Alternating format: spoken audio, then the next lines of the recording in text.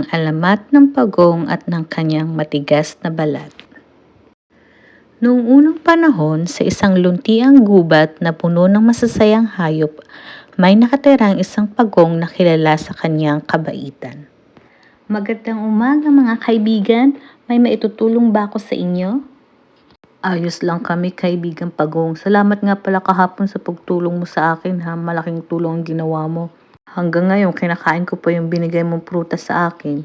Walang anuman kaibigan ko. Magandang araw kaibigan kong Kuneho. Ikaw, may maitutulong ba ako sa iyo? Oo, kaibigan kong Pagong. Araw-araw mo na akong tinutulungan. Pasa ko ngayon. Kung may maitutulong ako naman ang tutulong sa iyo.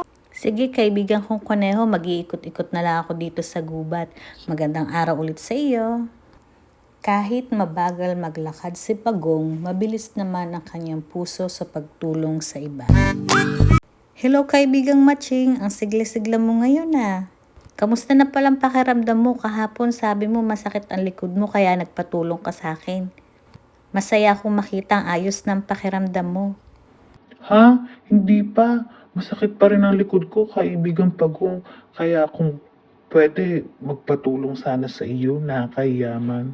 Ipapabuhat ko sana sa iyo itong isang piling ng saging. Palit-palitan naman tayo. Kasama mo ko, pag napagod ka, papalitan kita. Pag napagod ako, palitan mo ko. Ang bigat kasi, tsaka alam mo naman malayong bahay namin.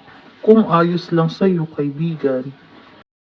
Oo naman, sige, karga mo na sa likod ko, dadalhin ko sa bahay niyo. Okay, simulan na natin ang paglalakbay, kaibigang Matching.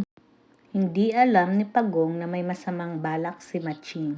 Iniwan siya nito, kaya mag-isa lang siyang nagbuhat. Ulan-araw ay naglakbay siya kahit mabagal. Pagod na si Pagong dahil sobrang tirik ng araw. Matching, nasaan ka na? Masakit na ang katawan ko kasi naulanan ako kahapon. Magdamag na naghintay si Pagong, nabasa siya ng ulan at nainitan ng araw. Masakit ang kanyang katawan pero mas masakit ang kanyang puso. Bakit kaya may nanlalamang? Pero kahit ganon, pipiliin ko pa rin maging mabuti. Dahil sa kanyang kabutihan at pagtitiis, dininig ng kalikasan ang dasal ni Pagong. Pagong, ang iyong puso ay dalisay, bibigyan kita ng proteksyon upang hindi ka na masaktan.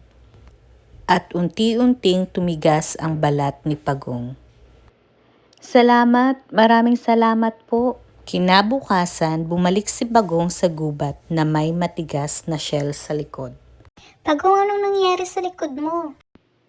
May natutunan ako, maging mabait pero matutong mag-ingat. Patawad kaibigan, mali ang ginawa ko. Pinatawad na kita, sana magbago ka.